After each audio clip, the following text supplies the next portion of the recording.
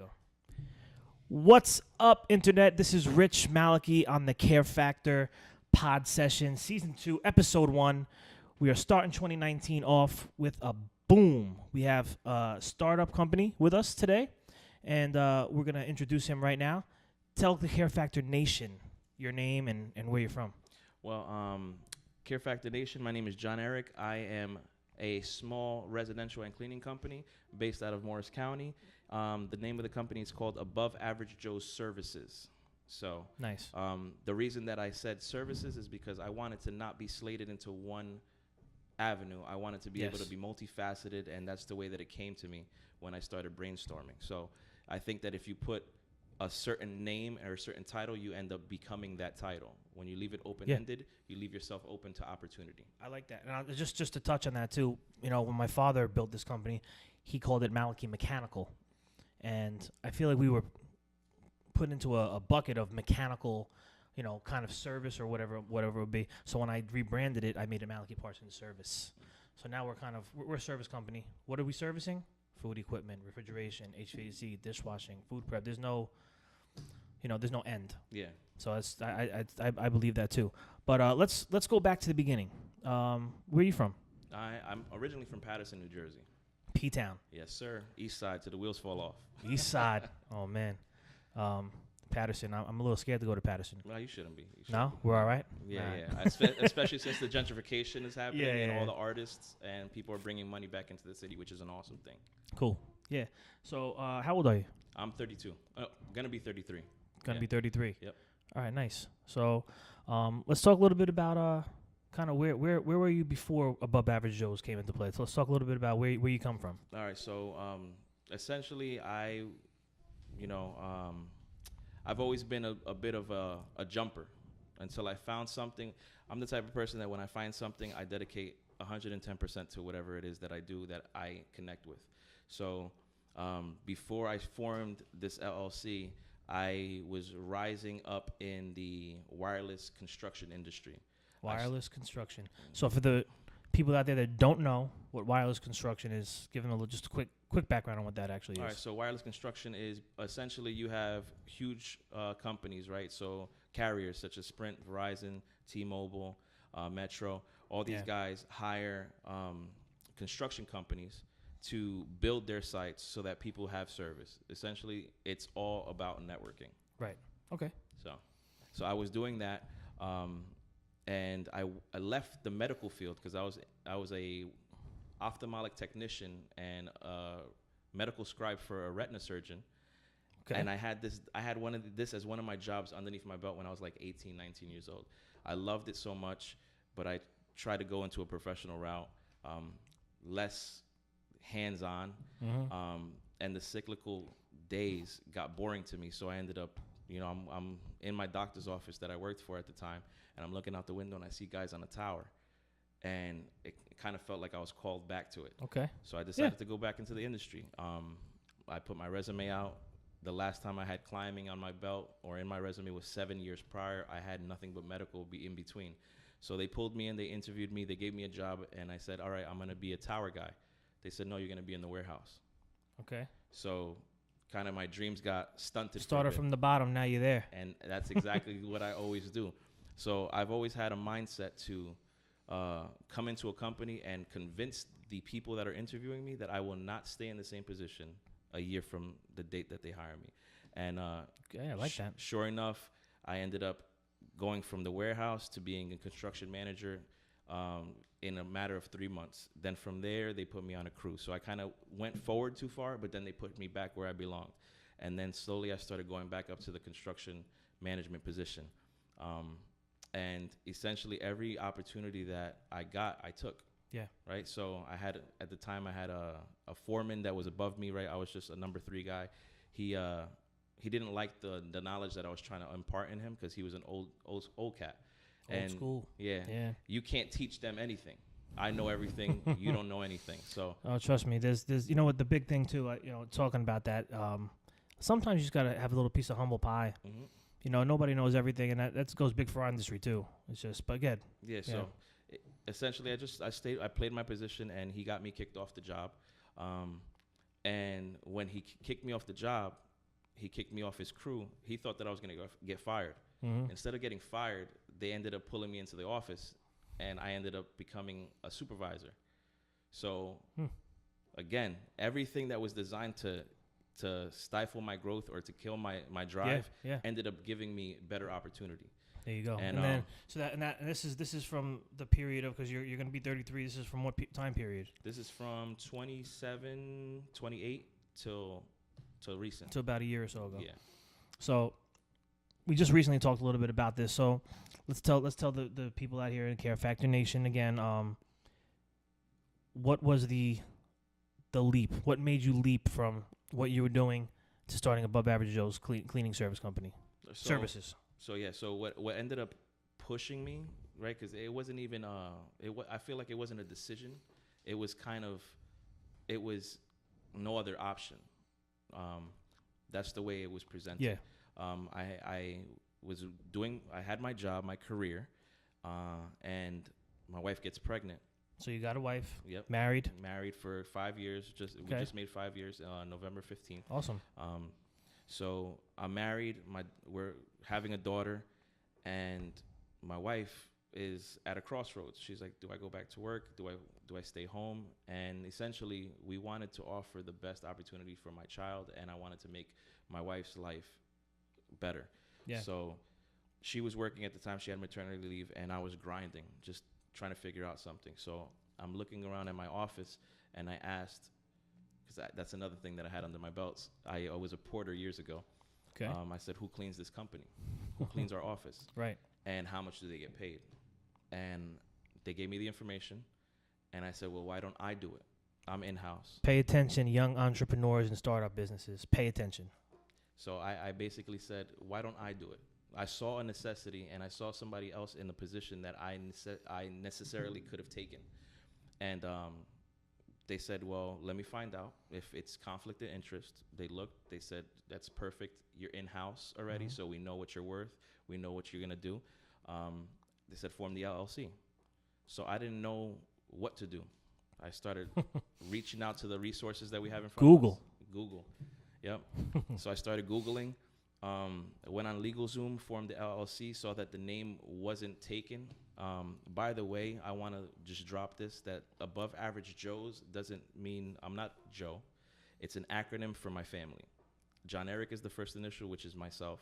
Olivia is my daughter. Emily is my wife. Santana is our last name. Wow. So I like that. Before that, I'm Puerto Rican, right? Right. So we have we have 15 last names. So I'm Jon-Erik Olivo Espinosa Santana. So I've always been Joe's. It's always been. So I want to say this to the audience. Usually when you want to do something and achieve your dreams or goals, it's not as far out as you think. It's usually within the close vicinity of where you are standing. A lot of times we try to reach, like, what am I going to do? Look at what you're good at. What is it that you naturally excel at? What is it that you are already doing that you haven't turned into a business? Yeah. And think about that, ponder on that, and then realize, how can I turn something that I don't look at as work, that I just love to do, and turn that into a profitable business, right? So for sure. I was already Joe's. So I said, all right, well, Jon-Erik, you strive for excellence, so you're going to be above average Joe's. And then every company has a name, every company has an identity, and usually companies have a slogan, right? So yeah, you got to position yourself as a service company, whatever service you might be into. You got to, let everybody, what separates you? Mm-hmm. What makes you different? You got to have a mission, you got to have a vision, and people, you got to let people know that social media is how you could really do that too, especially with Instagram and LinkedIn's and Facebook, starting Facebook groups, and just letting people know who you are. That's going to separate you. Because I know in the service business in general, HVAC, refrigeration, which stuff that we're doing, cooking, I'm not too keen on that, but my instinct tells me that there's probably not a lot of traction in a lot of these services businesses. Mm-hmm. So therein lies the opportunity. Yep. To strive to be better, because one thing that I'm noticing is that I'm taking over other people's jobs, and it's not like a hostile takeover. People are not satisfied with the service that they're getting, right? And leads me to the slogan that I wanted to say. When I formed it, I said, you know what? what is our catchphrase going to be? And it's always above, never beneath, right? Above average Joe's, always above, never beneath. And I racked my brain, right? Okay. So I racked my brain, and I'm like, this is crazy. Everything felt so organic. It felt like I was supposed to be here. Yeah. You ever walked into a place and you look around and you're like, I was made for this? Well, that's exactly 100%. That's how I felt. I felt like I was walking into a place that I was already supposed to be in. I am a firm believer. I have a Christian base or a God-fearing base. And one day I opened up the scriptures, and Deuteronomy 28:13 says, "For I made you the head and not the tail. I'll put you above and never beneath." So I said, this is too surreal. This is above. This is bigger than me, right? Listen, and you know what? And you got to look for. I believe in a lot of different things, like in the nature of you got to look for the signs. Yep. You know, we've all lost people. Sometimes I feel like my grandmother is leading me sometimes. You know, and you got to look for these things. And when you see them, don't just brush it off like, it's just coincidence. Not a coincidence. No, it's not a coincidence. I believe in divine connection. I think that everything happens for a reason. 100%. And I believe that it's a matter of everything is laid out in front of you. It's your job, and you have to do your due diligence and recognize it. Exactly. Keep those eyes open. Recognize it. And don't just let things pass you by. Like you said, you're looking at the scripture. You're looking at, whatever it might be for you or for whoever's listening. Don't just, brush it off like there's nothing. It's something. Yeah. One of the things that just dropped into my head was you've ever, so for the people that have brushed things off, I think that the opportunity will represent itself, right? Because when you recognize that it was an opportunity, when you were a kid, you ever been in a place and, for instance, like a birthday party, and they're offering you cake and you only have one piece, and then you realize when you get home, Dad, I should have had another piece. So I believe that same thing goes for opportunities. I should have taken this opportunity. Yeah. Why don't you go back to little that metaphor. person? Sure. Go back to that person and see if that opportunity is still on the table, and find out what it is that you need to do in order to facilitate that opportunity and take it and run with it, right? Because there's certain people that if it's a true connection, maybe you weren't ready at the time. But it's true. But you know what? Going back home and mulling things over, you realize this is a once-in-a-lifetime thing. For instance, what I'm doing right now, once-in-a-lifetime thing. But I believe that I'm supposed to be here, and this was supposed to happen, right? So full circle. Everything that I'm doing, everything, I feel like this was already planned. Yeah. It's just a matter of me taking hold of the opportunities. Yeah, the opportunity, and that's for 2018. I said it a lot on the channels that I've been doing stuff with. It's been the year of yes for me. So I've been saying yes to a lot of things, as long as it would benefit me in some personal or professional way. Mm-hmm. And I said yes to a lot of things I would not normally say yes to, and it created more opportunities. And so, sometimes it was just a dead end. Yeah. But that going back to seeing the opportunity and taking it, instead of just saying I should have had that other piece of cake. Mm-hmm. Go get it. Yeah. Go get it. Find out where the cake is made. Right? Like that's the way I see it. Like, where did they make this cake? Because I was offered a piece, but I want the whole thing. Right? And I think that determines your drive determines what exactly you're gonna achieve. Yeah. Talking about cake, Angel, you wanna go to the bakery, get us some cookies, all this talk? All right. So essentially, going back to it, right? My wife has my daughter, and now I'm basically in the position to have this company. They gave me the opportunity, and it was very easy work. I stayed in the office 3 days a week, and I took care of the office, and I made my check. But I didn't have opportunity to grow. I didn't have opportunity or time to expand, because my career was taking all of my time, all of my effort, and all of my energy. Yeah. So I didn't do anything. Approximately a year later, right? So I started the company in 2016. I formed the LLC, or 2017 in October. December 11th, I got a note on my desk when I got back from the field that said, we're no longer employing or using Above Average Joe services for our cleaning. So unbelievable. I kind of felt like the rug was taken out from under me. The next 2 days, and then 2 days after that, I got a call from HR saying, we're no longer gonna be employing you, Jon-Erik, here at the company. So my company had downsized, and they decided to do certain things. If you are on the fence, having your own job, you determine who you fire and when you fire, and if you fire yourself, right? When you have your own company. Yeah, I mean, you're leading your day. You're in control. Exactly. So nobody else. If I fire myself, I fire myself, right? So essentially, that was the end of 2017, and it ended on, I guess, a low note. But I chose to look at it as a high note. I chose to look at it like my distractions are no longer on the table. I have nothing else in front of me that can distract me from what it is that I'm supposed to do. I have an LLC formed. I had just renewed the insurance on the business. Mm-hmm. So what do I do now? And literally, I said, what do I do now? So 2018 comes, and I start the year with nothing. I have a business, and I have insurance, but I have no clients. 2018 has been a year of vision for Above Average Joe Services, because I had to see where it is that I wanted to take the company and what I'm supposed to do with it. 2019 is the year of provision, which means that I saw it last year. This year we take it. Okay, I like it. I like it. Yeah, I'm actually just bringing you up on here just to talk about it. So I see, and you got reviews out the ass here that are top five all day. Yeah. So, and a lot of this stuff is how the prompt, professional, thorough. Those are all things. We're in the service business. Especially if we're talking to young entrepreneurs and young people out there that are thinking about going into business or there now. Reviews can kill service companies in 2018, 2019. So, talking about that, what are you doing out there? I think to maybe let's tell the people what are you doing differently that these people are giving you fives all day.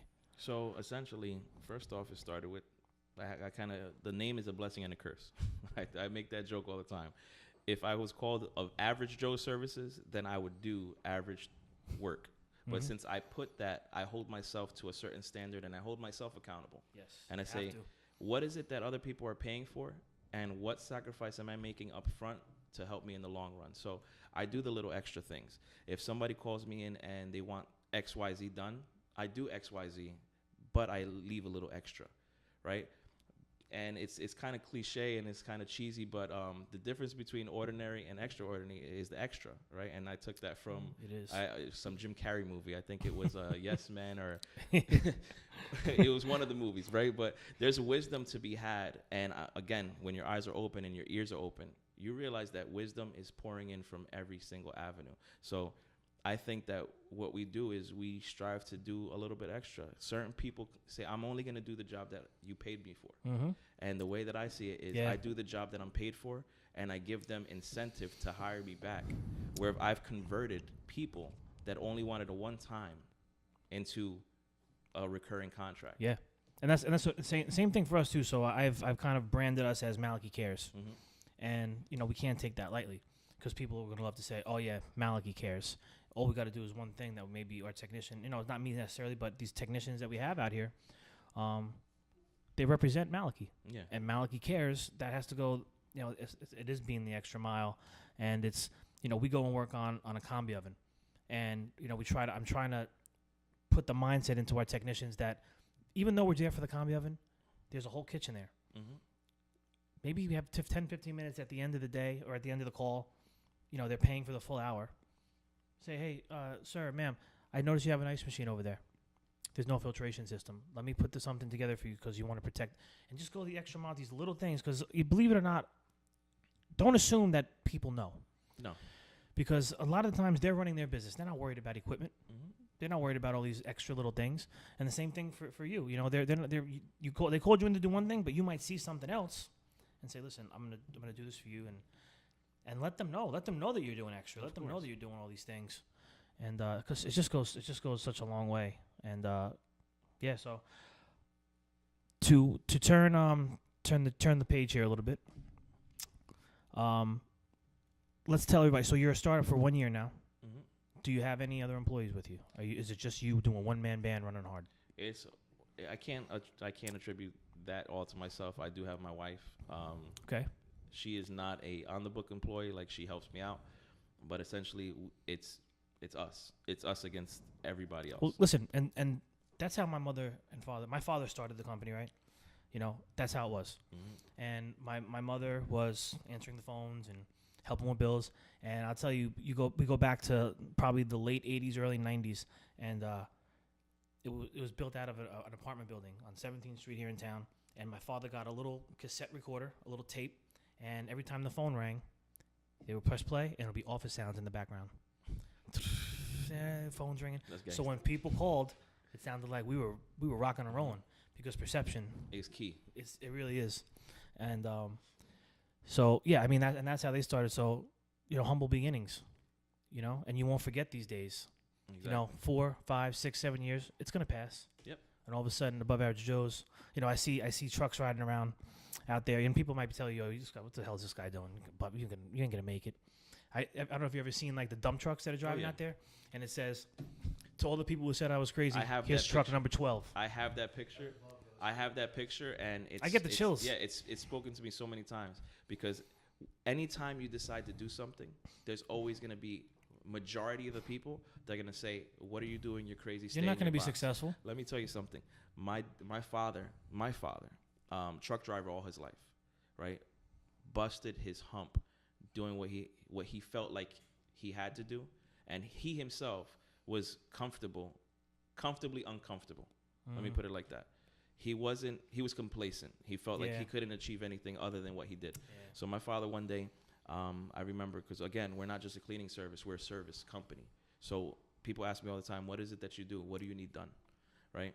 That's the response. And one day or 1 week, I told my father, I said, Pop, I took home $1,800 in 3 days.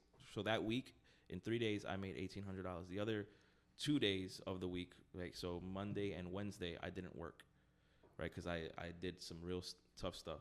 Mm-hmm. And he said, Dang, John, how do I how do I make that money? I looked at him and said, you can't. And it wasn't because I was trying to stifle his dreams. It's because if you have a goal, or you want to strive for making stuff that other people think that it's easy, but they're not willing to put in the work, you're never going to achieve it. So I made more than my father did in a week and a half at his job in 3 days. Yeah. I worked hard for it. Oh, yeah. But he asked me, how can he make that? And I said, you don't take risks. True. Being in a company for yourself, I read this meme, and it I always quote it because it's hilarious.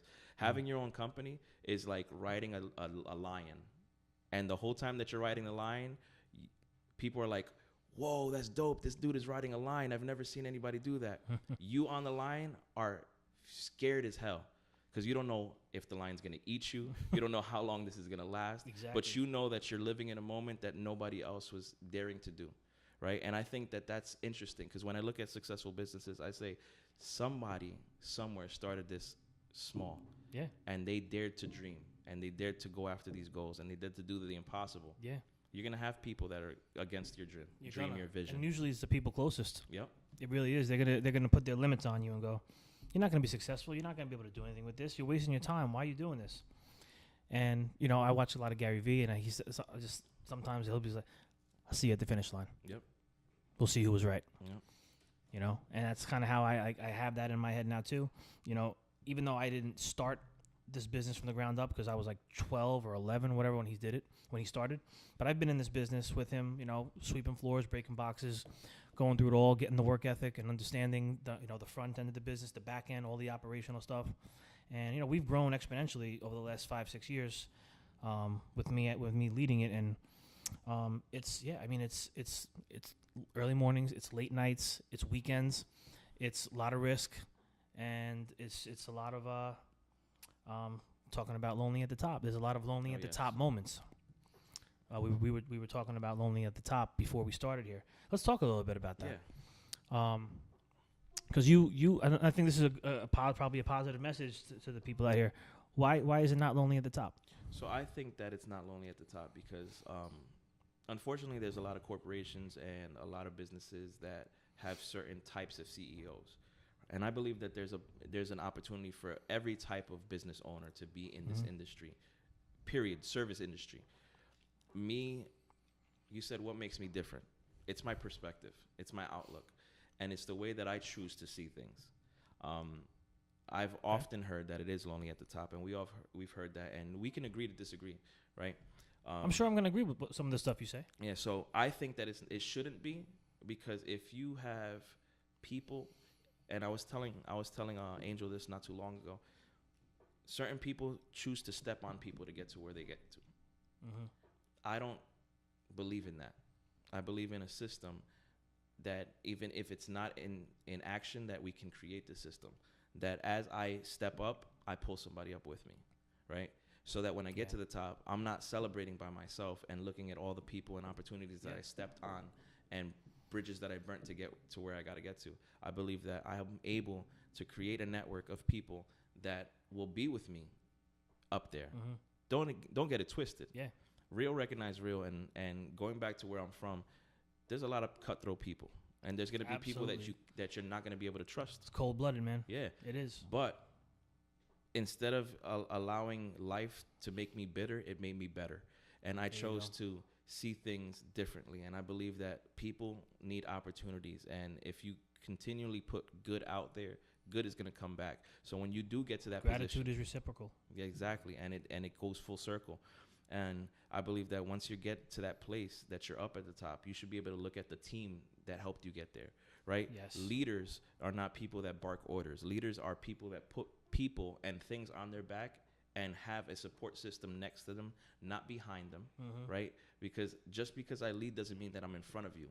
Why can't I look at the team that's next to me? Yeah, you're walking beside them. Exactly. We're doing this together. And we all can have a piece of that cake that we're going to go get. Right? Exactly. So yeah, and you know, I'm a big Gary Vee guy. Okay. You know, one of the things he says too is, I want to build the biggest building in town, but not by tearing down everyone else's. And I just want to build the biggest building. Yeah. And you don't have to. Yeah. And essentially, what happens? See, I know a little bit, not too much about real estate, but if he builds the biggest building in town, what happens to the property value of everybody else's building? Yeah. Right. So me excelling in the midst of everybody else, all that does is add value and raise the profit of everybody else that's around me. Yeah. All right. So if I surround myself with key people, right? Essentially, as I get better, they should get better as well. And if you don't, then that's what it's all about. Maybe you don't belong there, right? Yes. It's all about being better. Yep. You know, doing better than yesterday, than the year before, or the week before, whatever it is. That's what we talk about that here all the time. You know, up in the office, and we have 12, 13 technicians on the road. So it's all about being better than the day before, and it's a team effort.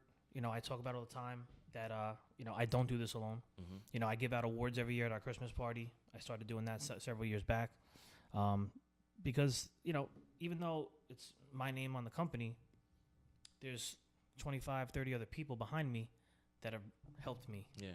Bring and it to continue to help you, right? And continue. There's just a lot of care and good people that I have here and dedication, and you got to take care of those people, and they take care of you. So as you build your business, I think you have the greatest mindset you could have right now. Yeah, and I choose to keep it that way. Yeah. And there's people that are trying to be realists, but I don't think that anybody achieved anything by keeping their mindset on what's real, right? Because if you keep your mindset on what's real, then you'll never go and reach for the untangible. Yeah. Right? And that's something that I think is key. Again, perspective. It's all about the way that you choose to look at it. I can either see everything that's wrong with something, or I can see the little things that are right with it, that everything else just needs improvement. It's not wrong. It just needs somebody to fix it. Yeah. Life is 90% what happens to you, 10% how you deal with it. Exactly. You know, and you cry about shit. I'll save that for a whole nother podcast. but the man that you see today is technically shouldn't be, you know, an owner of a business and have this outlook, because life offered me so many opportunities again to make me bitter, but I chose to. Your circumstances, yeah. You took those circumstances and said, "No, I'm not going to be that guy." Listen, I follow a guy on IG. His name is Benevolent Blizz, and he said something that stuck with me, and I've quoted this at least 4 times this week since I saw it. Whatever you fill yourself up with is what comes out of you when there's pressure. Yeah. Right. So an orange, you can take an orange and you can squeeze an orange, and when you squeeze it, there's pressure applied. Orange juice pops out. Doesn't pop out anything else. Right. Nothing else gets poured out of it. So essentially, if you are cut off in traffic, or something happens, or anything that should set you off, you mother. Exactly. What are you filled up with? You can anger and hate. Because that's what's coming out of you. Yeah. You cannot release what you're not filled up with. So essentially, when life has chosen to squeeze me, I realize that there's key things that I should be filling myself up with. And instead of looking at it like this and saying, you know, woe is me, let me change that. Yeah. I'm the only business owner in my family, aside from my sister, who started her business right after mine. Okay, nice. My parents didn't teach me this. I'm not taking over, and I don't knock anybody that has a legacy that they're taking over. Mm-hmm. But I'm leaving a legacy, right? So ultimately, I'm saying, if everybody else has not done it, let me do it. And let me fill myself with all these positives so that when my daughter comes of age, which my daughter just turned 3 New Year's Eve. Nice. And I've asked her when she was 2, I said, do you want, my wife also has her own business. Happy birthday. What's her name? Olivia Jade. Olivia, happy birthday. Yeah, Olivia, shout out to you. So my wife also has her own business. She has a party decoration and planning business, right? So there's an entrepreneurial spirit over us right now. Beautiful. And essentially, I asked her when she was 2, I said, baby, do you want to take over Above Average Joe Services, or do you want to take Live Cordially Designs, or do you want both? This little girl looked at me and said both. So this out of the mouth. That speaks volumes. Yeah, out of the mouth of babes, I like that. Things happen. So and you're teaching her something. I looked at my daughter and I said, you know what? There's no reason why you can't have both, and I'm not gonna be the type of person that's gonna force her to do that. If she wants it, she can have it. Yeah, you know what? And that's so key, man. You know, to talk about. We're gonna get a little bit off the topic of this. Kind of just made me think about upbringing. You know, and I don't want to talk bad about my dad, but he put lots of limitations on me. Mm-hmm. No, you can't. You know, he was one of those, unfortunately, that even though he taught me everything I knew here, man, there was a lot of confidence and mental issues that I developed because I didn't have someone saying, I'm not going to put a roof over your head. Mm-hmm. You want to do both? Why can't you? Yeah. She's going to have to figure it out on her own. Of course. But at least dad's there being like, you got it. Exactly. Go for it. Do it. Let them fail. Yeah. I choose to. That's big. The way that I'm doing parenting is I'm choosing to take all the good that my parents instilled in me, right, and evolve it. So every night I tell my daughter, "You're special. You're smart. You're called for a time as this. You're able to do whatever it is that you put your mind to." I decided to speak words of empowerment over my daughter. And another thing that I want to share with you and the audience is, whatever you speak, that's what you attract, right? So manifestation. Exactly. So I don't. It's true. It's all real. I say it's that real, I'm people. a small business, right? And every time I say that, something clicks over in my head and says, stop calling yourself a small business and just say you're a business. Because as you speak it, you're always going to be, right? Yes. And I think that small business is something that it's realistic. Like we're all small businesses. Yeah, I mean, we're not corporations. Right. Well, legitimately, I'm a small business too. But like you said, what you put out into the universe. You put out shit into the universe, you're gonna get shit back. Of course, it's just gonna happen. Yep. It's reality, and I don't know. Some people walking around going all these positive people. Listen, I'm not the most positive guy in the world. I try to be as optimistic as possible throughout my day. I try to be as positive as I can throughout my day.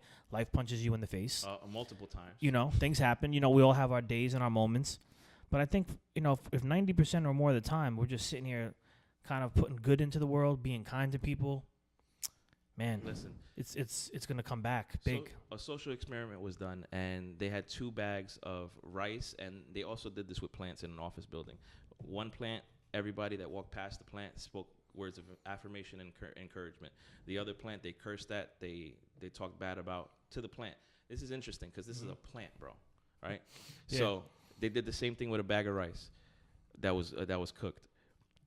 In over a period of time, the plant that everybody spoke good to flourished. The plant that everybody cursed died.